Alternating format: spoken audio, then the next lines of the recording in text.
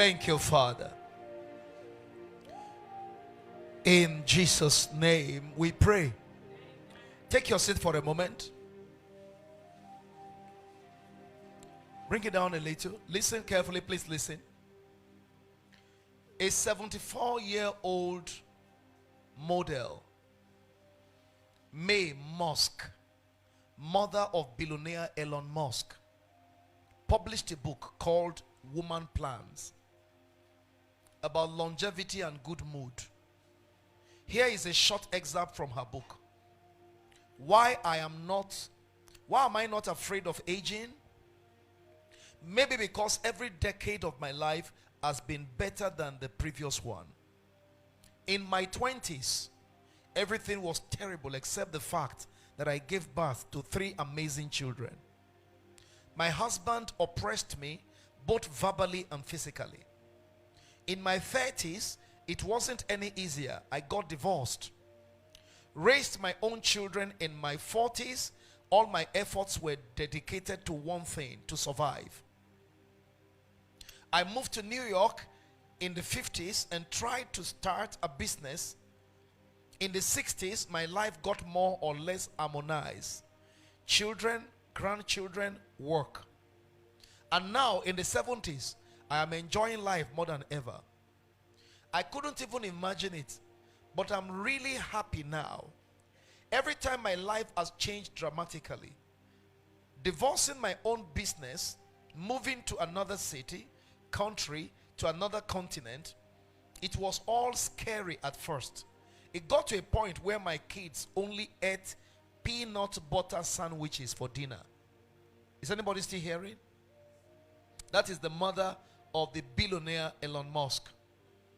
There was a time when there was nothing available for dinner.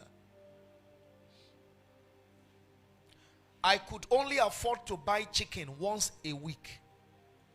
I cooked it with potatoes and vegetables, and it was a real holiday for us. But it was me and my kids that taught me to cherish moments like this. Enjoy all the good things. You can face many difficult situations and your life will not always turn out the way you want. But you can always change it. There is no need to get stuck in one miserable personal life or bad job. Don't be afraid of getting old. No life changes at any age because something good awaits you every time. Praise the Lord. The point I want you to draw, or the lesson I want you to draw from this is, when life hurls the worst at you, don't allow the worst to cage you and tie you down and make you feel miserable and hopeless. There's always hope in the darkest hour of the night. And that is what faith does. I'm not sure if this woman was a Christian. I don't think so. But if in her condition she was able to weather through, a single mom raising 3 children, and she was able to produce a billionaire out of them, I think those of us in the faith, in the kingdom, who have Jesus, who have the word of God, who have Holy Spirit, who have the power of God, who have pastors, who have believers, who are praying for you and encouraging you, I think you have a better chance.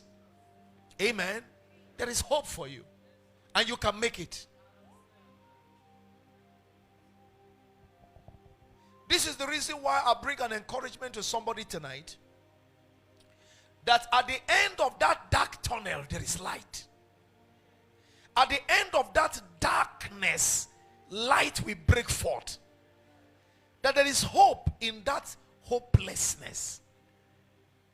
It may not be making sense to you this night, but I perceive very strongly that there is an angel of hope waiting to end the hopelessness of your life. Right where you are there tonight, an angel is sitting very close to you, bringing an answer to your long-standing prayers. I read a book by a great servant of God, and then in it he was talking about how he was ministering somewhere and he didn't even see what was happening. A lady in the congregation had an open vision. The lady saw a giant angel suspended in the atmosphere. And what the angel was doing was honoring the words of the servant of God.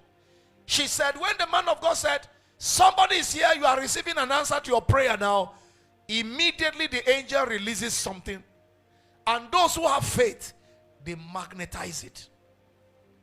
When the angel said, somebody will receive it, when the man of God said, somebody will receive a brand new car, the angel releases something that looks like a car.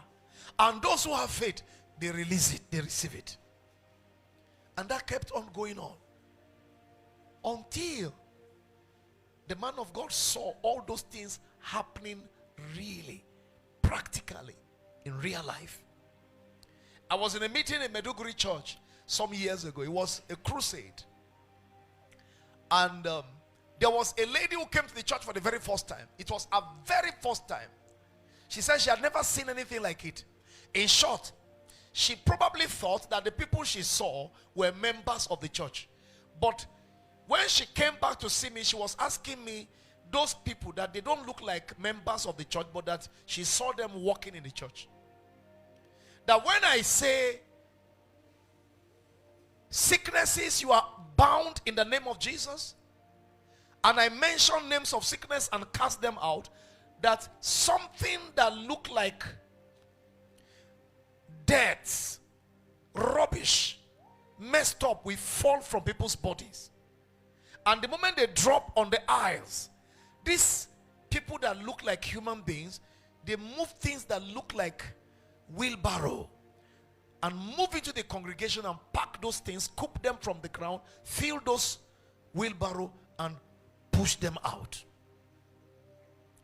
And she said that happened all through the meeting. So she was wondering, who are these guys? And I told her, those are angels. And this night they are here. When we command sicknesses to leave this night, those angels will be removing them from your bodies. And you are living here totally healed. Whatever problem followed you to this ground tonight is leaving you. You are not going to live here with any problem you came with this night. I thought you were going to say a big amen. All right, shall we rise to our feet right now to pray? Jehovah Shammah.